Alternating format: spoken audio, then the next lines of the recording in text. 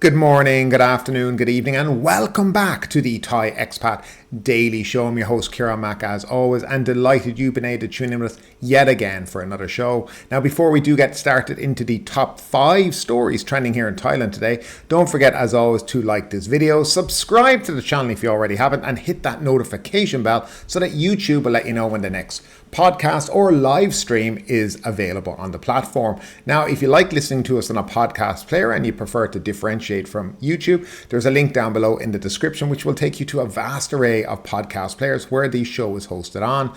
And finally, well, if you like the show, if you want to support the show, there's a couple of ways you can do that. And the first and most easiest way is to look down in the description and hit that link for the membership for YouTube channels. And through this, you can pay 100 baht a month. And for that, you'll get some emojis. You'll get a little symbol beside your name showing that you're a channel member. But most of all, you'll get this show when it's immediately uploaded onto the platform and not at 7 a.m. like pretty much everyone else has to wait for. The other way is to look down in the description and there is a link to buymeacoffee.com, and you can also donate to the show through there. So now that that's all kind of done and dusted, let's jump into the first story that's been trending here today, and that's in relation to Suvarnabhumi Airport. Airport chaos as passenger checkout system fails. Long queues formed at Suvarnabhumi Airport on Wednesday morning after the biometric blacklist system used by the Immigration Bureau broke down. Police Major General Chongrong Rimpati said the problem began at 4:30 a.m. when the biometric blacklist system malfunctioned. This meant a process that normally took 45 seconds took more than 1 minute. The automatic passenger check channels at the airport also stalled, adding to the problem. The congestion mainly affected outbound travellers. Queues built up, stretching back to the luggage examination areas, Police Major General Chongrong said. Immigration officers had to check all travellers through manually and use the advanced passenger processing system at Suvarnabhumi Airport to assist them with the checks. After talks with the biometric system vendor, the service was restored at about 1:30 p.m. So it looks like there was a little bit of chaos on Wednesday morning at Suvarnabhumi Airport. Judging from the photos I saw, it certainly was well backed up and there was a lot of queues for people. I heard no reports of people missing flights because of it, but you know, with technology, there's always going to be a hiccup along the way, and you can't particularly blame the immigration for this. It's probably the company that installed it, and of course they said after talks, I'd say it was more screaming, get the damn system up and going again. But these things do happen, and we can't blame the immigration for that. Obviously, they had to check everything manually and be careful about what they're doing because they're dealing with people leaving and entering the country. So, well done to them for getting it sorted and, you know, for doing their best to ease the congestion at the airport. Now, moving along, another interesting story, but 2 French nationals implicated in production of fake French ID cards. 2 male French nationals who used to teach English at a foundation in Chiang Mai have been accused of producing and selling fake French ID cards to illegal immigrants in France via the dark web. The 2 men have only been identified by Thai cyber police as Francois and Jonathan.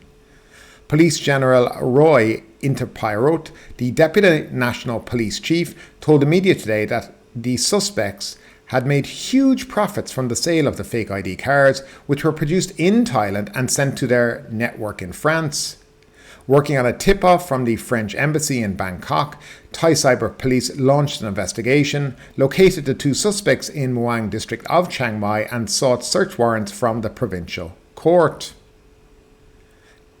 They searched a house in Hang Dong sub-district belonging to Francois, but found only his Thai wife of 15 years and their daughter. Printing equipment and cryptocurrency documentation were also found in the house.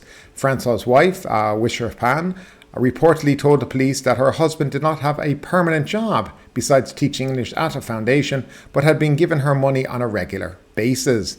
Francois is reported to have been arrested in France last November.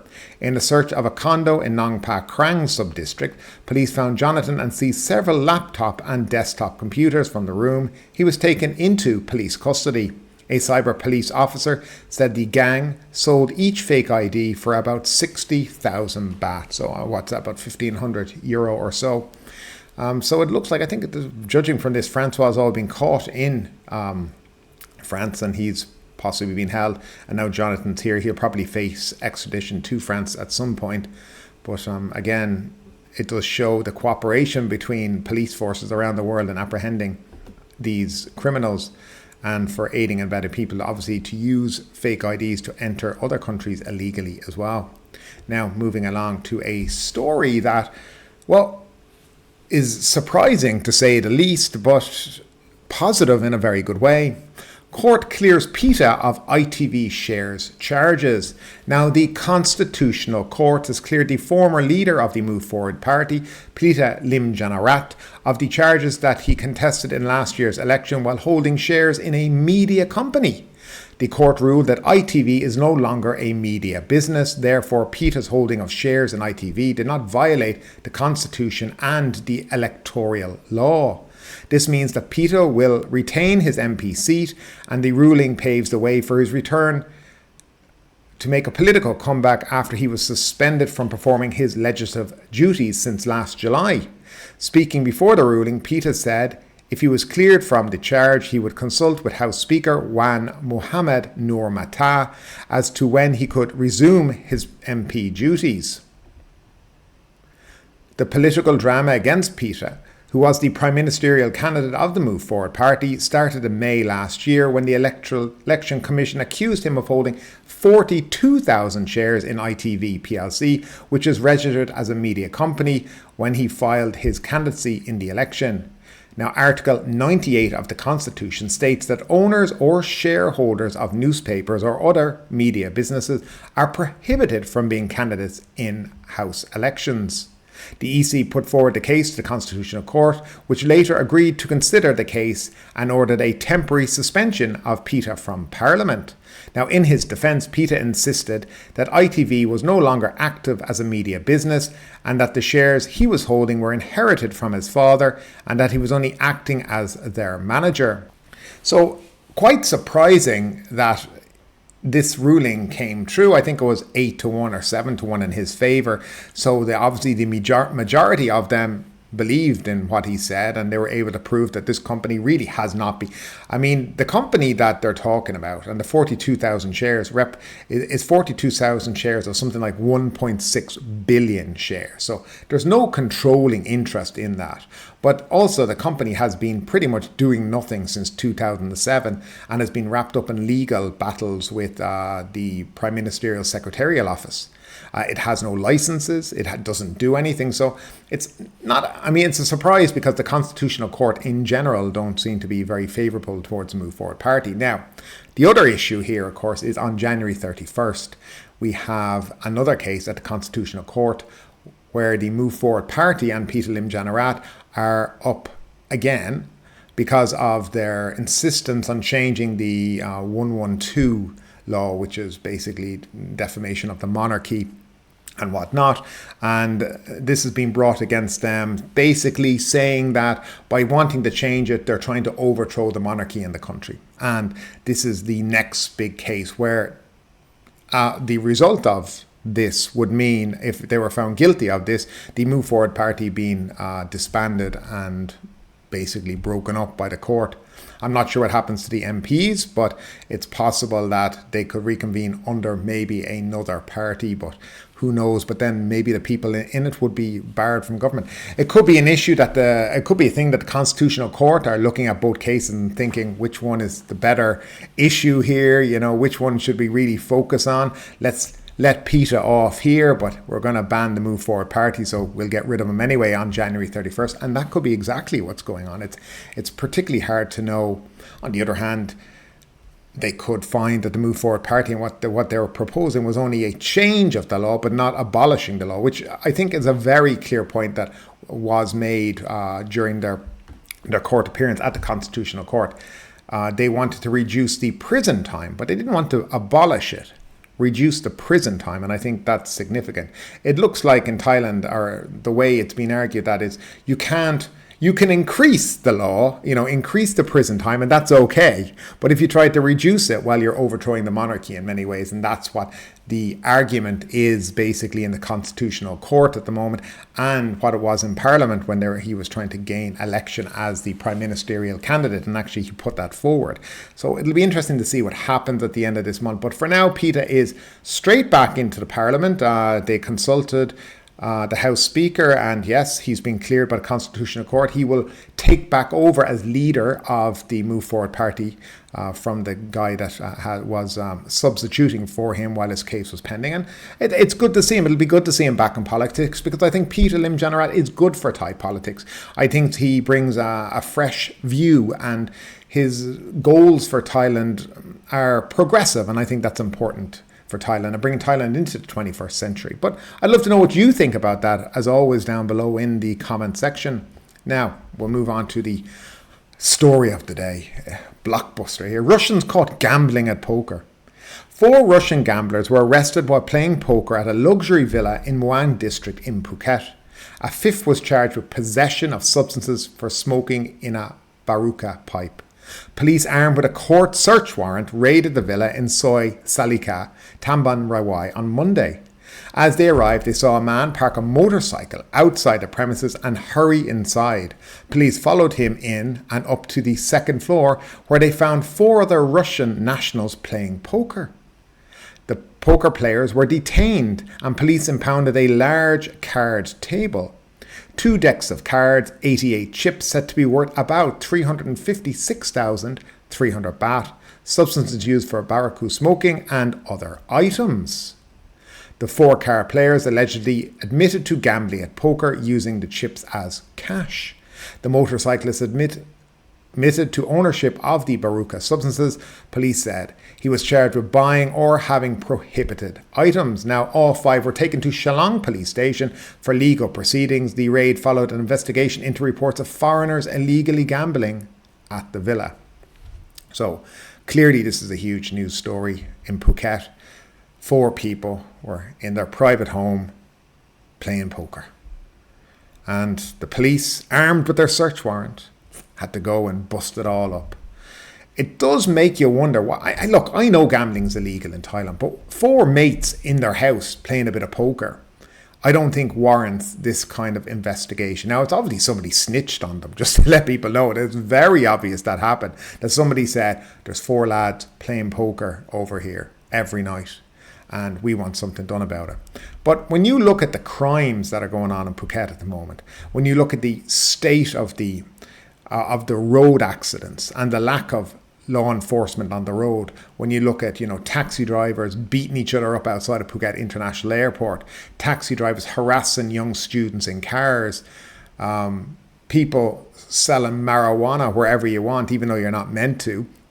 I mean, I don't know how this would become something that was, really, really a necessary thing, something high profile, something that need to be put up there, something we need to do straight away. Of course, I wonder if the 356,300 baht had something to do with it too. And hopefully there was receipts for all of that. But nevertheless, I always do find that these things are a little peculiar. And I think there's a lot more to this story than meets the eye. And hopefully maybe it'll come out in the future. But we'll move along to the next story. Now, a strange one.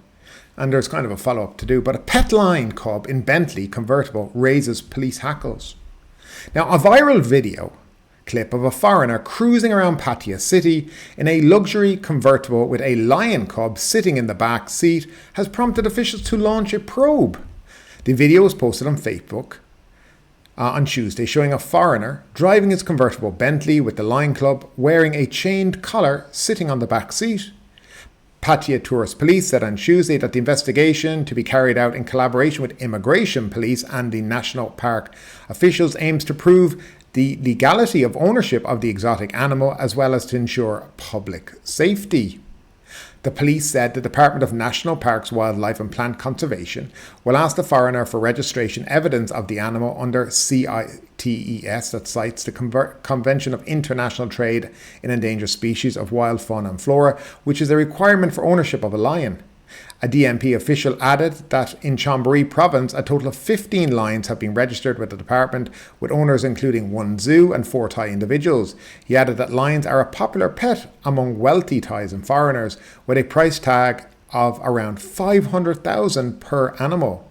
Those who failed to report the ownership of sites protected animals could be punished with a maximum of 1 year imprisonment and or 100,000 baht fine. So an update on this story is they have found the foreigner. He contacted the police via his lawyer. They went to his house, but he wasn't there. The lions, I think there's more than one lion by the way, are there. He's not, but he's talking through his lawyer to them. So obviously it looks like these lions are illegally owned, and he seems to have disappeared. Now, he's obviously a very wealthy individual, judging by the cars that were in the car park of his luxury villa, along with the very nice motorbikes and these lions, which, as you say, we're talking 500,000 for each one. It's nuts. But, you know, if you do something illegal or you have something illegal going on, the last thing you need to be doing is flaunting it in this country, especially as a foreigner, because you will always, you know, attract attention. And people will always be wondering, where did he get all the money? Where did he get this lion from or whatnot? Now, this guy went full hog on it. He decided, I'm going to drive a Bentley and I'm going to put my little lion in the back. That won't draw any attention. And let's put the roof of the car down as well, so we'll make sure that we won't be noticed. I mean, sometimes people can be very, very stupid when it comes to things. And obviously, if the animal's not registered properly, if the animal's illegally owned, if you have anything dodgy going on in your life, this is not the time to go around blowing your horn and showing everybody how great I am. But it seems in this case, this guy certainly has done that, and he's probably going to pay the price for it. And folks, that is it for today. As always, thank you for tuning in. Thank you for your support, and thank you for just listening and viewing the show. Now, as always, if you like it, don't forget to hit that subscribe button, notification bell, and obviously share the video if you can. As always, thanks again. Take care. We'll see you tomorrow. Thanks again for your support. Take care. Bye-bye. But ultimately, with this story or anything else that stood out to you today, I'd love to know your thoughts in the comments down below. Because yes, this is a news show, but it's also a conversation. Now keep that conversation going. Make sure you like this video, subscribe to the channel, share the video, and do all the good stuff that does help that YouTube algorithm. But ultimately, my name is Kieran Mack. You've been listening to the Thai Expat Daily Show, and we will see you next time.